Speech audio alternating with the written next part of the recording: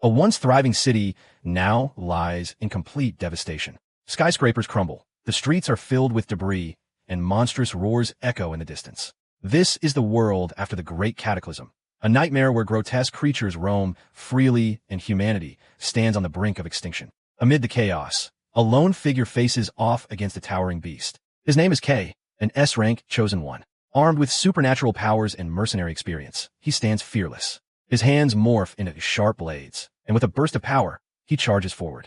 In a blur of speed and violence, the monster is shredded into pieces. K brushes the blood from his face and smirks. This wasn't the first monster he's killed today. In fact, it was the 32nd. But peace is short-lived. The narration cuts in, revealing the date. October 31st, 2024. The day the world changed forever. The Great Cataclysm reduced humanity to prey. Monstrous beings emerged without warning, destroying civilization in mere days. The power difference between humans and monsters was overwhelming. Behind the narration, we see soldiers battling desperately. Gunfire rings out. Explosions paint the skies. Fear fills the air. One soldier shouts in panic. Another cries for reinforcements that never come. Suddenly, a monstrous claw rushes toward a helpless soldier. Just as death seems inevitable, the beast's head is cleanly severed. K appears again, calm and composed. Another life saved, another monster down. But as he surveys the area, something feels off. In the distance, a colossal shadow begins to approach. A monster, hundreds of feet tall, emerges from the smoke. Its size alone dwarfs anything he's encountered before. Confused, K contacts his handler through a communicator. He demands answers. He was told there were only 33 monsters. Was the intel wrong? The voice on the other end mocks him, refusing to give a straight answer. Instead, he smugly tells K to address him as Master, brushing off the mistake as a simple margin of error.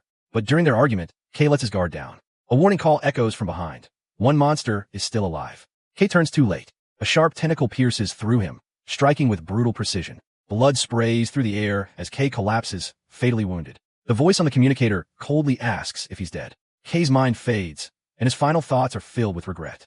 No freedom, no choices, just a tool of the organization. He wishes, even for a single day, to live life on his own terms. And then, darkness. But death is not the end. Suddenly, we see a peaceful room. Soft lighting. Toys on the floor. A baby lies in a crib. K's eyes snap open. Confused, he grabs a toy in front of him. His hands are tiny. His body feels foreign. He stares in disbelief. This isn't a dream. He's been reincarnated. And not just anywhere. The date is now October 31st, 2020, 4 years before the Great Cataclysm. The world is still normal. Peaceful. Untouched by monsters. For the first time in his life, K feels free. A genuine smile spreads across his face. He celebrates this miracle, a second chance to live freely. A day he'll remember forever. But the moment he realizes the date, his smile disappears. This isn't just a new beginning. It's a countdown. The cataclysm is still coming. Worse, he's trapped in the body of a baby. Powerless. Helpless. Barely able to stand, much less fight.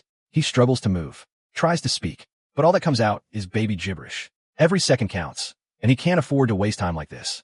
Then, he looks toward the woman who enters the room. His mother. She smiles warmly, unaware of the soul inside the child.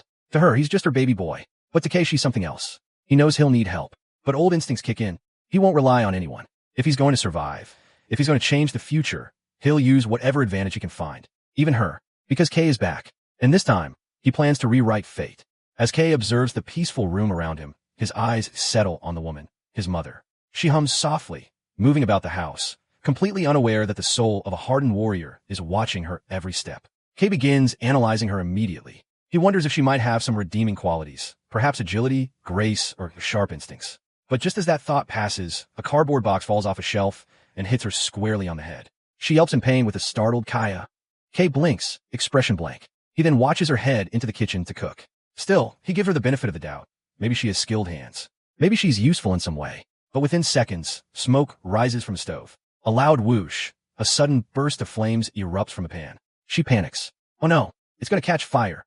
K watches in stunned silence. So much for being reliable. He sighs internally, thinking if she at least knew how to cook, but no. She can't do anything. Moments later, she walks toward the crib, clearly flustered, her face slightly singed from the burst of flame. She leans over with a smile, holding a baby bottle in her hand.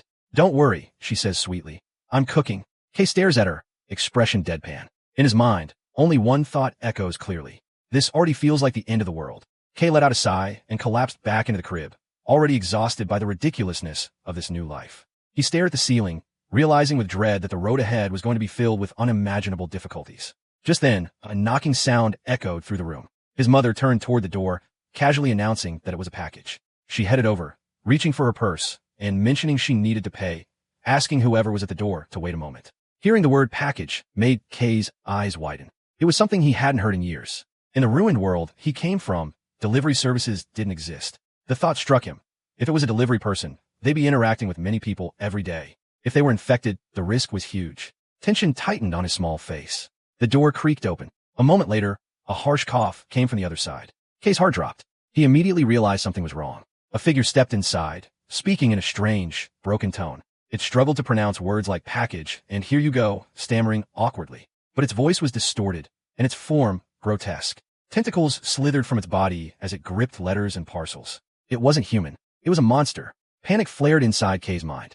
He scanned his surroundings, desperate to find anything he could use. His eyes locked onto a pillow beside the crib. Without hesitation, he grabbed it with his tiny hands and threw it to the floor. Just as one of the monster's tentacles lunged toward him, Kei leapt from the crib with all his strength and landed safely on the pillow below. He quickly pulled himself upright and got into a defensive stance, or as close as he could manage in a baby's body. His mind raced. In his past life, he had fought countless monsters and learned through real combat. He knew their types, their habits, their weaknesses. But none of that changed the fact that he was now a baby. With no power, no strength. He observed the creature carefully. From its movements and build, Kei determined it was a power-type monster. Its brute strength alone was deadly, but the writhing tentacles on its head made it even more dangerous. Then, he spotted the baby bottle lying nearby. A plan formed in his mind. He rolled the feeder toward the monster, aiming to trip it. The beast charged. Right on cue, its foot struck the bottle, and it slipped. Its massive body stumbled and crashed through the open window, disappearing from view. Kei's heart pounded with adrenaline. He couldn't believe it. That risky tactic had actually worked. For the first time, he felt proud of those brutal experiences from his past life. They had prepared him for even this insane situation. But before he could celebrate properly, something even stranger occurred. A thin, shadowy tail emerged from his back. Something he hadn't even known was there. It extended out the window toward the fallen monster.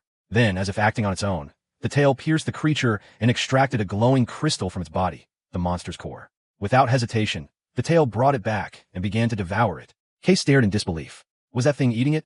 If you enjoyed this chapter and want to see chapter 2, make sure to like the video, leave a comment, and subscribe to the channel. Speech Balloon, your feedback motivates me to keep uploading, and your support will determine if Kei's journey continues on Celestial Scroll. So let me know below. Do you want to see what happens next? Until then, stay curious, stay sharp,